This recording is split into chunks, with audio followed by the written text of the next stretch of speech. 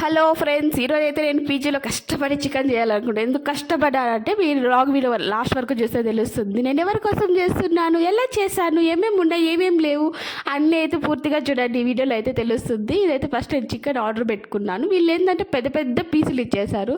నేను చేస్తున్నది కర్రీ, పెద్ద పెద్ద పీసులు ఎందుకు అనేసి మళ్ళీ ఇంకా చాకు ఎత్తుకొని కట్ చేసి చూస్తున్నాను. నా చాకు ఏమంటే తెగట్లేదు.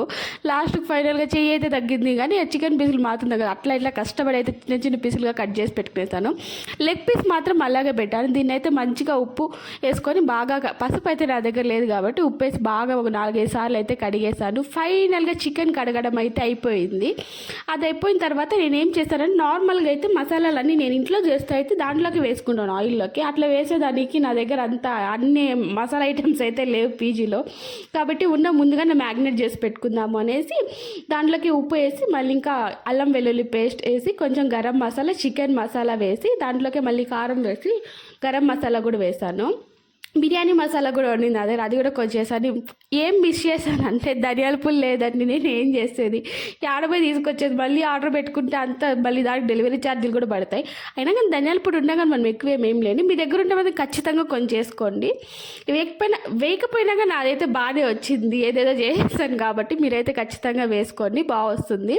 ఇదైతే మంచిగా కలుపుకొని, ఎందుకంటే దీని లోపల అంతసేపు ఉడికించేదాన్ని, అదే 2 ఇండస్ట్రియల్ స్టవ్ కదా, అయినా కానీ ఉడికించాం. ముందుగానే దీన్ని బాగా మంచిగా మ్యాగ్నేట్ చేసి పెట్టుకునేసాను.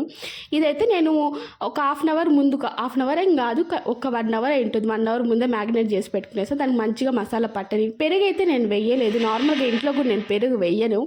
ఏమో వేస్తే కూడా బాగుంటుందేమో కానీ నాకు నచ్చదు. నాకు నాటి స్టైలే ఇష్టం ఉంటుంది పెరుగు ఎక్కిపోయినా కానీ.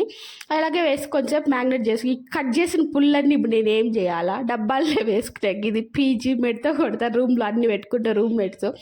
అందుకనేసి దీనికి అన్నిటి నార్మల్గా మనం జీనియస్ బ్రెయిన్ కదా, అందుకనేసి క్లిప్ ఎత్తి మేనేజ్ చేసేసాం అనుకోండి.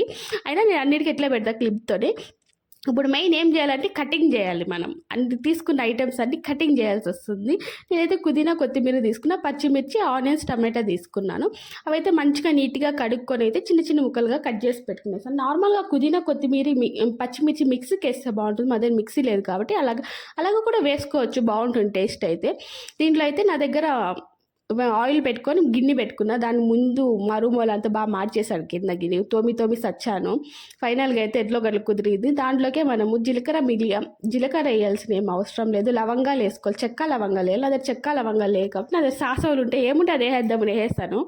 దాంట్లోకి మళ్ళీ ఇంకా ఆనియన్స్ వేసుకొని నాకు బాగా కొంచెం గోల్డెన్ బ్రౌనిష్ కలర్ వచ్చేంత వరకు బాగా మంచిగా మనం దాన్ని దూరగా అయితే ఫ్రై చేసుకోవాల్సి ఉంటుంది. ఆనియన్స్ బాగా, నేను ఎప్పుడు ఏ వీడియోలో చెప్తుంటాను వంట వీడియోస్లో, ఆనియన్స్ బాగా కుక్ అవ్వాలని, అదే టేస్ట్ వస్తుంది తినేసి. నిజంగానే ఆనియన్స్లో మంచి టేస్ట్ ఉంటుంది, అందుకే వాటిని బాగా దూరగా వేయించుకోవాలనుకుంటాను. దాంట్లోకే పచ్చిమిర్చి వేసుకున్నాను. పచ్చిమిర్చి వేసుకొని దాంట్లో అంటే నేను ఆల్రెడీ మిరప్పొడి అయితే వేసుకున్నాను, అయినా కానీ పచ్చిమిర్చి ఫ్లేవర్ ఉంటుంది కాబట్టి అందుకనేసి నేను ఎప్పుడు పచ్చిమిర్చి అయితే వేస్తాను. అందుకే దాంట్లో కొంచెం వేస్తాను, ఇవి కూడా కొంచెం వేస్తాను. 2 ఈక్వల్ అయిపోయేలాగా, అంటే సరిపోయేంత వరకు వేసుకోవాలా. దాంట్లో బాగా వేసుకోవాలి. చేస్తుంటే ఏం కష్టం వచ్చిందంటే నాకు ఇది సడన్గా పెరిగిపోతుంది. ఇండస్ట్రియల్ స్టవ్లో సడన్గా తగ్గిపోతుంది. నేను అక్కడ ప్లస్ మైనస్ నొక్కుతూనే ఉంటాను, కానీ అది నా మాట వినట్లేదు. కంట్రోల్లో లేకుండా అయిపోయింది. ఏం చేద్దామని, మనుషులే కంట్రోల్లో ఉండట్లేదు ఇది ఎక్కడ అనేసి ఇంకా ఒత్తుకుంటూ కూర్చున్నాను. ఈ తిరిగిపోతేప్పుడు మాత్రం హైకి వచ్చేస్తుంది. నార్మల్గా కుక్ చేసేటప్పుడు, సాంబార్ ఉడికేటప్పుడు మాత్రం రాదు. మళ్ళీ దీంట్లో అయితే నేను కొంచెము అల్లం వెల్లుల్లి పేస్ట్, ఎందుకంటే నేను దాని ముందు చికెన్ మ్యాగ్నేట్ చేసుకున్నప్పుడు కొంచెమే వేస్తాను. అయినా కానీ ఆయిల్లో బాగా ఫ్రై అయితేనే అల్లం వెల్లుల్లి టేస్ట్ బాగుంటుంది. అది అయిపోయిన తర్వాత టమాటో వేసుకున్నాను. టమాటో దీంట్లోకి కుక్ చేసేటప్పుడు ఏమంటే టిప్ అంటే ఉప్పు వేసినామంటే దాంట్లో మంచిగా అయితే త్వరగా అయిపోతుంది, అంటే బాగా బాయిల్ అవుతుంది అనేసి దాంట్లోకి వేస్తాను. నార్మల్గా అందరూ కొత్తిమీర లాస్ట్లో వేస్తారు కదా, నేను ఎలా వేస్తాను తెలుసా, ఆయిల్లో వేస్తే కొత్తిమీర ఫ్లేవర్ కూడా దానికి బాగా తగులుతుంది. లాస్ట్లో వేస్తే కూడా కొంచెం పెట్టుకుంటాను. ఇదైతే పుదీనా కూడా వేస్తాను. నార్మల్గా మటన్ చారుకి ఎక్కువ పుదీనా వేస్తాను, దీనికి కూడా వేయచ్చు, బాగుంటుంది.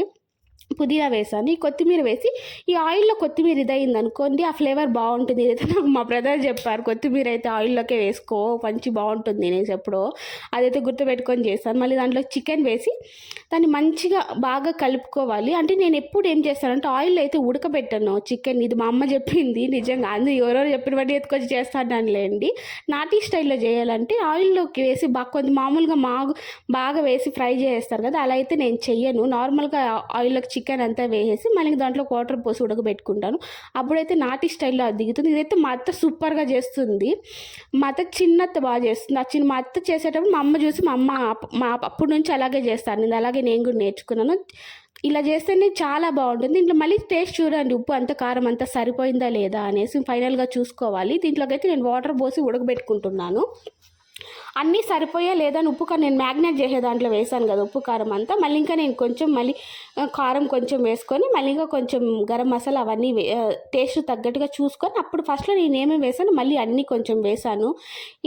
ఏం ప్రాబ్లం అంటే ఇది బాగా కుక్ అవ్వాలి అనేసి ఇది ఇండస్ట్రియల్ స్టవ్తో పెద్ద తలకాయ నొప్పి అయిపోయింది. చాలా రోజుల ముందు వాడాను, మళ్ళీ ఇప్పుడు బయట తీస్తాను అనేసి నాకు చెప్పిన మాట అనుకుని అయిపోయింది. ఫైనల్ ఏమంటే నా మీద అలిగేసిందండి. నిజం ఏమంటే అది అలిగేసింది కాబట్టి ఇన్ని కష్టాలు పడినాయి నాకు. ఒక్కోసారి బాగా ఉడుకుతుంది కానీ ఒక్కోసారి సడన్గా ఇదైపోతుంది. నాకు అట్లా తిరగబోతప్పుడు ఉంటేనే బాగుంటుంది, ఆనియన్స్ మంచిగా కుక్ అవుతాయి అనుకుంటే. ఇదేమంటే ఫైనల్ కర్రీ అప్పుడు నాకు ఇట్లా పెద్ద తలకాయ నొప్పి వచ్చేసింది. ఇవన్నీ ఆర్డర్ పెట్టుకునే దాని కూడా చుక్కలు కనిపించాయి నాకు. ధనియాల పొడి మర్చిపోయి ఆర్డర్ పెట్టుకున్నానా, అది ఇంకా ప్రాబ్లం అయిపోయింది. ఏంద్రా నాయన ఇది అనుకుంటా ఉన్నాను. ఇది ఫైనల్గా అంటే మంచిగా వచ్చిందండి. సాంబార్ మాత్రం సాంబార్ కాదు, నాకు ఎప్పుడు సాంబార్ అనే వస్తుంది. కర్రీ అయితే సూపర్ టేస్ట్ ఉంది, నిజంగా చాలా అంటే చాలా బాగుంది. ఇది సర్ప్రైజ్ ఇచ్చేదానికోసం చేశాను కానీ సూపర్గా వచ్చింది కాబట్టి వాళ్ళు కూడా చాలా చాలా చాలా హ్యాపీగా ఫీల్ అయిపోయారు మా రూమ్మేట్స్. నేను చేసి మా రూమ్మేట్స్ కోసమే, ఇంకేదేదో అనుకొని తించేసేయకండి. చాలా అయితే బాగుంది. Thank you for